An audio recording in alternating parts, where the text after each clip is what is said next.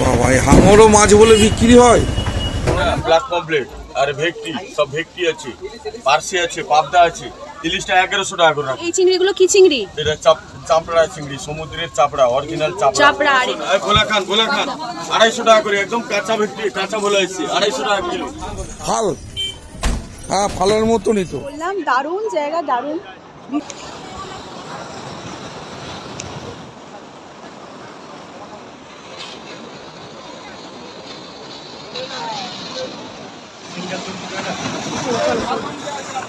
কি সকলে ভালো আছেন তো? এক্সপ্লোর উইথ ঈশিতা চ্যানেলের আরও একটি নতুন দীঘার ব্লগ নিয়ে আমি কিন্তু হাজির হয়ে গেছি।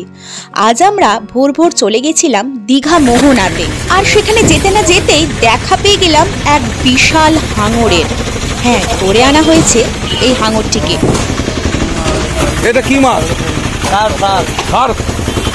এটা মাছ বলে বিক্রি হবে?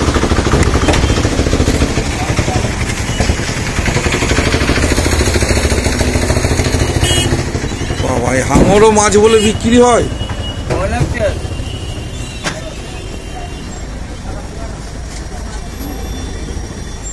ফাল, হ্যাঁ ফালের মতনই তো। এই তো ফাল মাছ বলছে।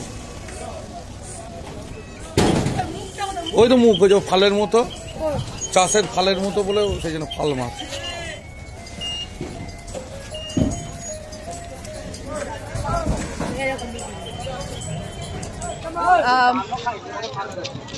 দীঘাতে আসা মোটামুটি 2 দিন হয়ে গেল, আর এখন আজকে আমরা বেরিয়ে পড়েছি দীঘারই সাইট সিনগুলো করতে, মানে যেগুলো স্পটগুলো মেন আছে, মন্দারমণি, তাজপুর, শঙ্করপুর, মোহনা, তালসারি আর ম্যানগ্রোভ ফরেস্ট এরম টাইপের কিছু একটা আছে। যাই হোক, তো সেইগুলো আজকে আমরা দেখে নেব।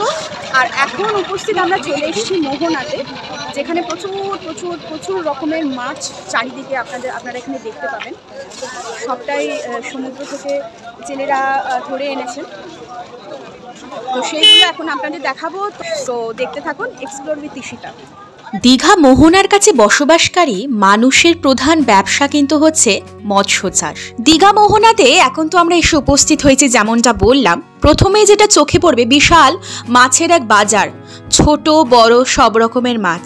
শুরুতেই দেখতে পাচ্ছেন এখানে বিভিন্ন ধরনের সাইজের পমফ্রেট রয়েছে, আর দেখতে কিন্তু ভীষণ তাজা, সদ্য সকাল সকাল ধরে আনা যে। আর এখানে দেখুন বিশাল বিশাল বরফের গলদা চিংড়ি রয়েছে। এইগুলো হয়তো আজকের ধরা নয়, সেই কারণেই হয়তো বরফ দিয়ে রাখা। আর এখানে শুধু একটাই না, একের বেশি কিন্তু প্রচুর দোকান রয়েছে, চিংড়ি, পমফ্রেট আরও নানান রকমের সামুদ্রিক মাছ। ওই যে দেখুন দূরে দেখতে পাওয়া যাচ্ছে, সবকিছু মাছের নাম তো বলা বা জানা সম্ভব নয়। নর্মাল বাজারে আমরা যেরকম সাইজের মাছ দেখি, এইখানকার মাছ বা এই বড় বড় গলদা চিংড়িগুলো দেখলে কিন্তু চক্ষু চড়ক গাছ হয়ে যাবার জোগাড়। শুরুতেই বলি, মোহনার দিকে যাওয়ার রাস্তা ধরে জেলেদের কিন্তু বেশ কয়েকটি ছোট ছোট গ্রাম রয়েছে, আর তাদের ট্রলারগুলো রাস্তার পাশে ছুটে চলা খাঁড়িতে পড়ে থাকে। জোয়ারের সময় খাঁড়িতে যখন জল বাড়ে, জেলেরা ট্রলারে মাছ ধরার জন্য সমুদ্রে চলে যান বা সমুদ্রে বেরিয়ে পড়েন। তারা কয়েকদিন ধরে কিন্তু সমুদ্রে মাছ ধরেন। বেশ কয়েকদিন পরে যখন তারা ফিরে আসেন, এই দীঘার মোহনা বাজারেই কিন্তু বিশালভাবে মাছের ব্যবসা চলে। আর পথের ধারে চা, জল খাবার এবং এই শুকনো বা শুটকি মাছের বিক্রি স্টল যেরকম দেখতে পাচ্ছেন আপনারা ভিডিওতে, এরম শুটকি মাছেরও কিন্তু 2-3টে স্টল রয়েছে। লবণ এবং রোদ ব্যবহার করে প্রাকৃতিকভাবে মাছগুলোকে শুকনো করা হয়। শুকনো মাছগুলোকে কিন্তু দীর্ঘ সময়ের জন্য সংরক্ষণ করা যেতেই পারে, তবে রান্না করবার সময় এটা কিন্তু একটা তীব্র গন্ধ উৎপন্ন করে, যেটা অনেকেই হয়তো পছন্দ করেন না। তবে বাংলাদেশ তথা পশ্চিমবঙ্গ, ত্রিপুরাতে বেশ সুস্বাদু খাবার অনেকেই পছন্দ করেন। ভোলা খান 250 টাকা করে, একদম কাঁচা ভেটকি, কাঁচা ভোলা এসেছে 250 টাকা কিলো। দেখেন 250 টাকা করে নেন, 250 টাকা করে।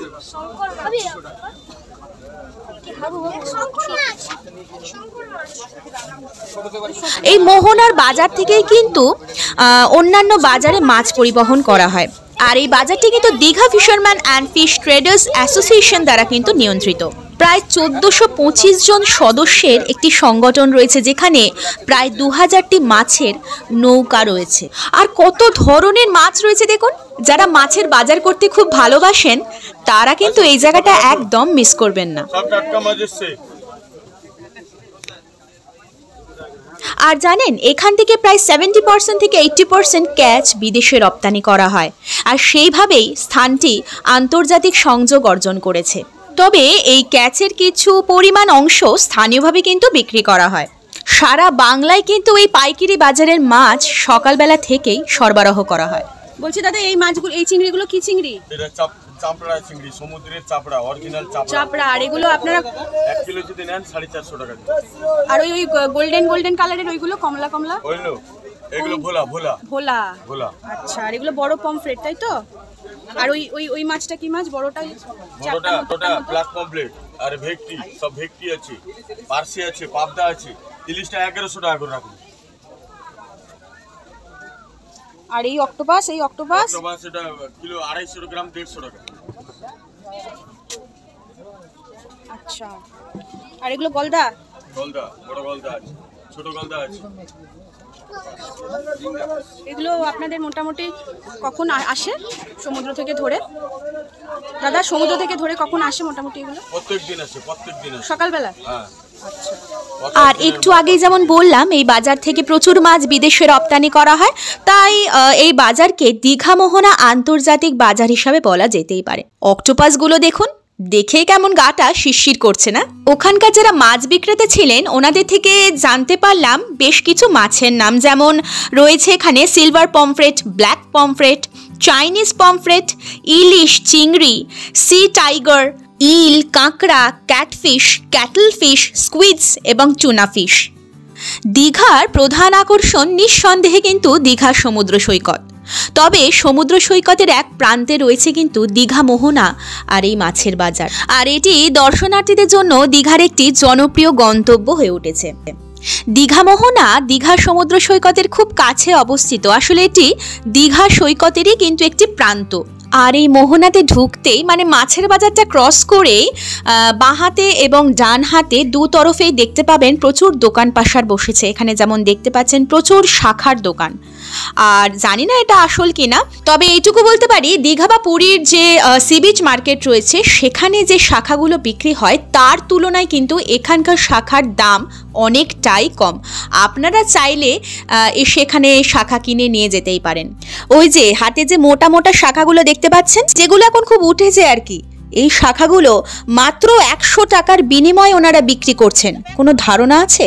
শুধুমাত্র শাখাই নয়, এখানে খুব সুন্দর শঙ্খ বিক্রি হচ্ছিল, যেগুলো দীঘার বিচ মার্কেটের দামের তুলনায় অনেকটাই কম। তবে দোকান কিন্তু এখানে হাতে গুনে গুটি কয়েক। আর দীঘার মার্কেটের মতো এখানেও কিন্তু সেই সুন্দর টুপিগুলো রয়েছে।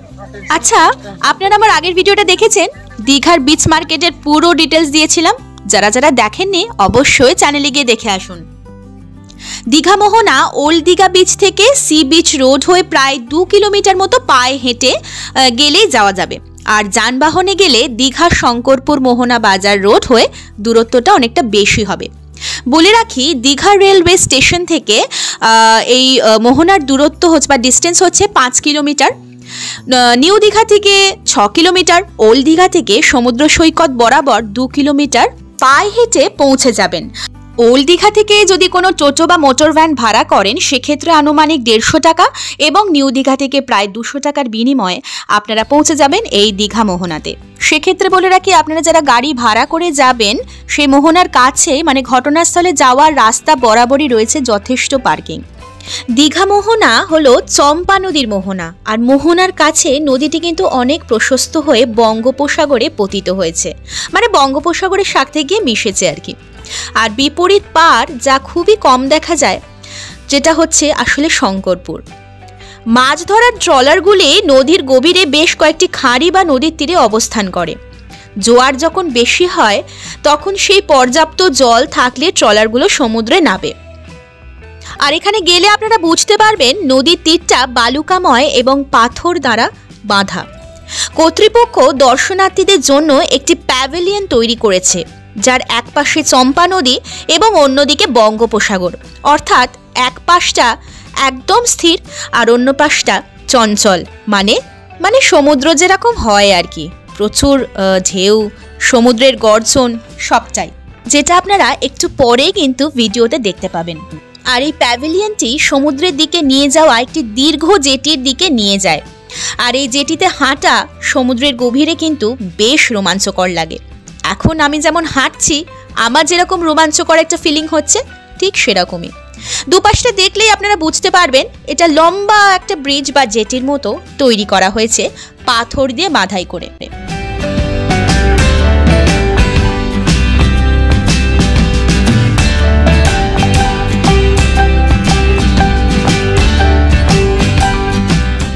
দীঘাতে তো প্রচুর থাকার ব্যবস্থা রয়েছে, মানে দীঘা শহরে, কিন্তু দীঘা মোহনাতে কিন্তু নেই। যদিও পশ্চিমবঙ্গ ফিশারিজ গেস্ট হাউসটি দীঘা মোহনার বেশ কাছেই। তো আপনারা যারা মনে করবেন যে শুধুমাত্র দীঘা মোহনার উদ্দেশ্যে জার্নি করব, সেক্ষেত্রে আপনারা সেই ফিশারিজ গেস্ট হাউসটিতে এসে উঠতেই পারেন। আর ওল্ড দীঘায় যারা যারা থাকবেন তাদের ক্ষেত্রে বলে রাখি, ওল্ড দীঘা ব্যারিস্টার কলোনি রোডে বেশ কয়েকটি সমুদ্রমুখী হোটেল এবং লজ রয়েছে, সেখান থেকেও কিন্তু মোহনা হেঁটে যাওয়া যায়। আর যারা যারা নিউ দীঘাতে উঠবেন তারা টোটো বা ভ্যানে করে চলে আসবেন। এই ব্রিজ বরাবর হাঁটতে হাঁটতে বেশ অনেকটাই কিন্তু এসে পৌঁছে গেছি। আর এখানে যে বোল্ডারগুলো ফেলা রয়েছে দেখুন, কি সুন্দর গম্বুজাকৃতি একটা শেপ করে এমনভাবেই তৈরি করা হয়েছে যাতে অতিরিক্ত ঢেউ বা সমুদ্রের জলকে আটকানো যায়। তবে জোয়ারের সময় কিন্তু ঢেউ এই ব্রিজের ওপরেও উঠে পড়ে। রয়েছি এখন মোহনাতে, যেরকম বললাম দারুণ জায়গা, দারুণ, ভীষণ সুন্দর। আপনারা যারা যারা এসছেন তারা নিশ্চয়ই জানবেন কতটা সুন্দর এই মোহনা। সমুদ্রের মাঝখান অবধি পাথরের বোল্ডারের মতো ফেলে ফেলে এই একটা সেতু বা ব্রিজ টাইপের তৈরি করা হয়েছে এখানে। সেটা আপনাদের একটু পুরোটা ক্যাপচার করে দেখিয়ে দিই।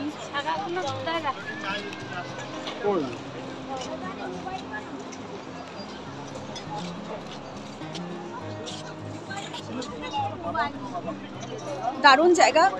আপনারা যারা যারা সাইট সিনে আসবেন, সাইট সিন করতে আসবেন, তারা অবশ্যই কিন্তু এখানে এসে একবার হলেও ঘুরে যাবেন। ভীষণ সুন্দর জায়গা, না আসলে কিন্তু বিরাট মিস করবেন। আর সামনে অবধি বিশাল একটা বিশাল একটা সেতু এখানে তৈরি করা হয়েছে। যতটা পারবেন সামনে গিয়ে ওটা দেখতেই পারেন, কিন্তু বেশ অনেকটা রাস্তা, অনেকটা সেতুটা আর কি, সবটাই ওই বড় বড় পাথরের বোল্ডার ফেলে এখানে এগুলো রেডি করা হয়েছে।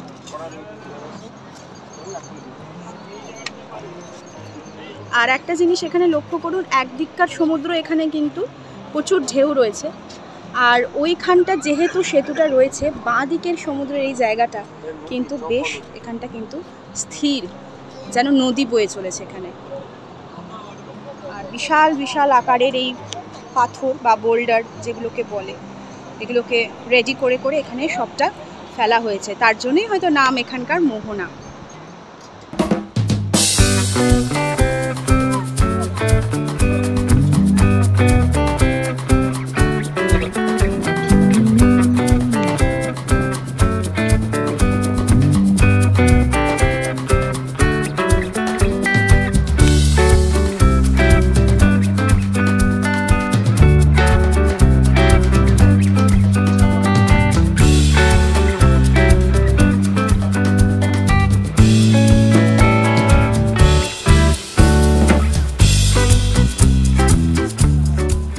সমুদ্রে যাবেন ভাবছেন এই ছুটিতে?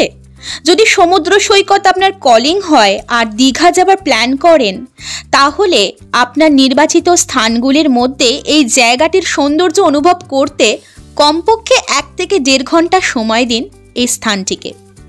এখানে নদী এবং সমুদ্র উভয় কিন্তু উপভোগ করা যায়। আর এই দৃশ্যগুলি এখানকার সত্যি আশ্চর্যজনক। প্রায় 3 দিকে জল দ্বারা বিস্তৃত। প্যাভিলিয়ন এবং জেটি চমৎকার ভিউ পয়েন্ট হিসাবে কিন্তু কাজ করে। আর তার সাথে সাথে কি পাবেন? ওই যে তাজা তাজা মাছ, আর সাথে শুটকি মাছও তো রয়েছে। আরে আমি ভালোবাসি না তো কি হয়েছে, আপনারা তো অনেকেই ভালোবাসেন।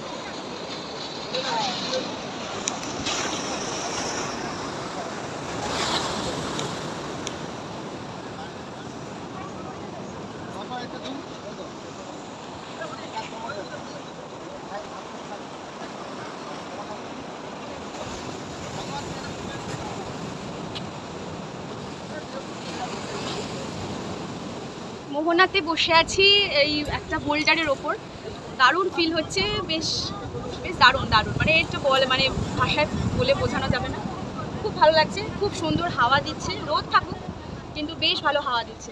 আর দূরে ওখানে অনেক কটা মাছের ট্রলার ওখানে দেখা যাচ্ছে।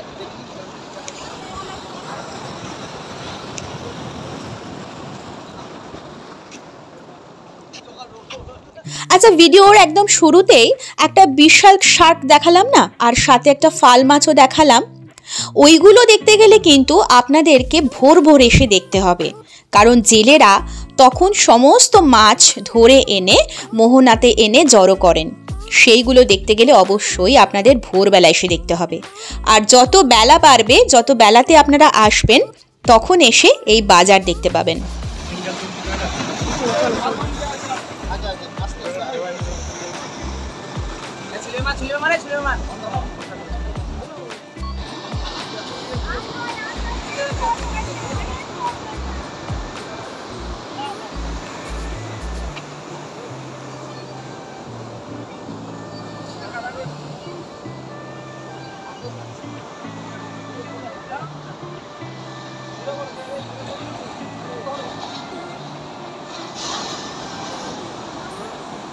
আমরা তো দীঘা সাইট সিনে বেরিয়েছি।